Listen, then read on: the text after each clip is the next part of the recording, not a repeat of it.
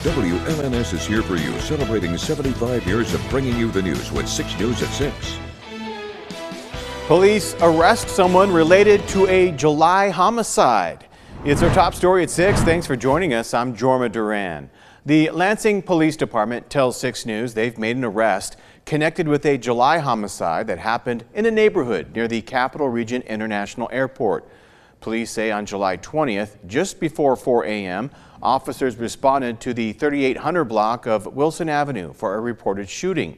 When they arrived, they found 36-year-old DeAndre Campbell with a gunshot wound under his armpit. He was later pronounced dead at a hospital. Lansing Police Chief Rob Backus told 6 News in July that there was a large group of people gathered for the anniversary of a friend's death when the shooting took place. Today, a 30-year-old man is now in custody, but police say the investigation remains ongoing. Leaders who run a program at Michigan State University that offers financial support and academic assistance to children of migrants and/or seasonal farm workers say they've been notified that their federal funding has now been terminated for the 2025 fiscal year. That program, the College Assistance Migrant Program Scholars Initiative, also known as CAMP, was funded by the U.S. Department of Education. Taryn Simmons spoke to the director and students who are directly impacted, and she's here for you now with the story. For many first-generation MSU students, college is a way to experience the real world and advance in their education. But now, with the funding from the CAMP program being eliminated, many worry what will happen next.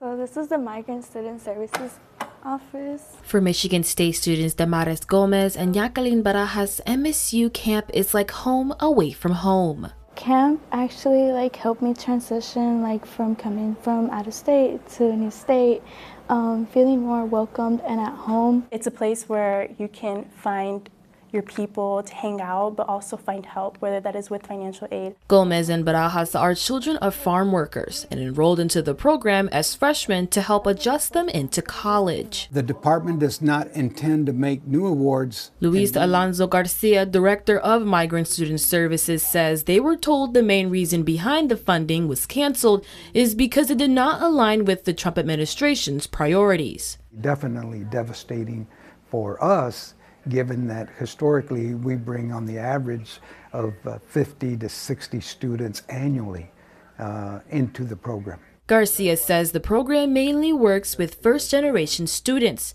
and was funded by the U.S. Department of Education. Them prepare their schedule, helping them to negotiate financial aid. People who've been through the same experience. That's why Gomez and Barajas hope they can continue to be a part of their home away from home. Camp just does a lot for any student, whether you're first year or last year. If it wasn't for camp, I probably would have never even went to Michigan State. Garcia says the program is currently searching for alternative funding. Here for you in East Lansing, Taryn Simmons, 6 News. A roundtable was held earlier today focused on the impact state budget cuts would have on vulnerable communities across Michigan. Organizers of the roundtable say that Michigan is facing rising unemployment alongside state and federal budget cuts that threaten critical services such as workforce development, healthcare, and food security. The roundtable also provided data and perspectives on what's at stake for Michigan families, communities, the future of the economy. The state budget is not a spreadsheet. It is a moral document that reflects our values and priorities. It is telling who is both left in and left out of budget decisions. Right now, budget proposals at both the state and federal level threaten to undermine the very programs that help Michiganders keep food on the table, access health care, and support their families through difficult times. The roundtable also included state workforce data, and they talked about health care and food security issues looming with state and federal budget cuts. In continuing coverage of the Michigan State budget, the Lansing Regional Chamber of Commerce is now speaking out. It says it is now urging Michigan lawmakers to come together to approve a responsible and balanced state budget before the October 1st fiscal year deadline, emphasizing the need for stability and continued economic growth. Tim Damon, president and CEO of the Lansing Regional Chamber of Commerce, says uncertainty surrounding the state budget has real impacts on our region's economy, delaying critical infrastructure projects, creating planning challenges for schools and local governments, and leaving businesses without the clarity they need to make hiring and investment decisions. Lansing is celebrating Hispanic Heritage Month. This national observance is celebrated annually from September 15th to October 15th, marking the anniversary of when 5 Central American countries gained independence from Spain in 1821. The city of Lansing is hosting a variety of events this weekend that starts tonight from 5:30 to 9 p.m. at the Lansing Shuffle, featuring salsa lessons. Tomorrow at the Lansing Capitol, a Taste of Hispanic Heritage Festival kicks off at 3:30 p.m. The community can enjoy food, music, and folklore dancing, and that event runs until 10 p.m. From Storm Tracker 6, this is Weather First, sponsored by Auto Owners Insurance. Simple human sense. We are here for one of my favorite events every year, Blues Fest, taking the stage now, the School of Rock Band. That's the warm-up, but again, we're here at our same location in Old Town, and for those of you who've been here, it's going to be just as spectacular this year. It'll run tomorrow again for kids. Some activities starting as early as 1:30, so head to the Blues Fest website to check that out, the exact times and everything. But we've got a lot of blues music coming up tonight once School of Rock is off, and it is going to be fun throughout the evening. I mean, the weather, you can't ask for much more. It's looking good, and I don't anticipate any real changes tonight as we're going to continue with mostly clear skies.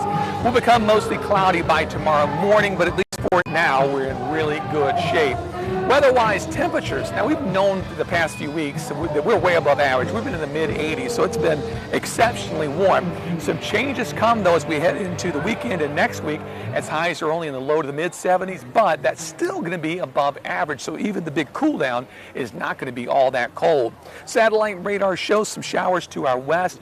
Those will begin to move in our direction during the overnight hours and into tomorrow evening. Wet weather in earnest should hold off until Sunday, but I'm a little concerned about things for Saturday afternoon and evening. Precision cast, as we put this in motion, you can see the clouds shifting in our direction slowly, so most of the rain to our west tomorrow morning at 7 o'clock. As we progress into the afternoon, that moisture gets a little bit closer, starts moving into the state, and there's just a little hint of a blip of green here and there, so probably a 20% chance, maybe a 10% chance tomorrow afternoon through the early evening. Rainfall does move in, though, by the early morning hours on Sunday, and through Sunday afternoon we'll deal with some scattered showers and thunderstorms. If you get under a few rounds of these storms, you could pick up some pretty decent rainfall, so hopefully we all just get one helping of these storms this weekend. Temperatures currently sitting in the mid-70s to the north, still lower 80s to the south, so there's still some warm weather to be found out there. Skyview Network, sunshine on the McLaren cam, temperatures at 78 degrees, wind gusts 22 miles per hour, and we've got some gusts down here, probably 15 to 20, so it is a little bit breezy. 78 currently in Grand Ledge, winds calm, humidity at 65%. We'll take you outside in Jackson. Look at that. Oh, that's going to be a beautiful sunset. You can already see the color in the sky. Temperature sitting at 82 degrees. As we finally stop in Hillsdale, temperature holding at 82, light winds, humidity 54%, and not a whole lot of wind out there. Our forecast for tonight, 56, the overnight low. Just ideal, perfect outside. Light winds during the overnight.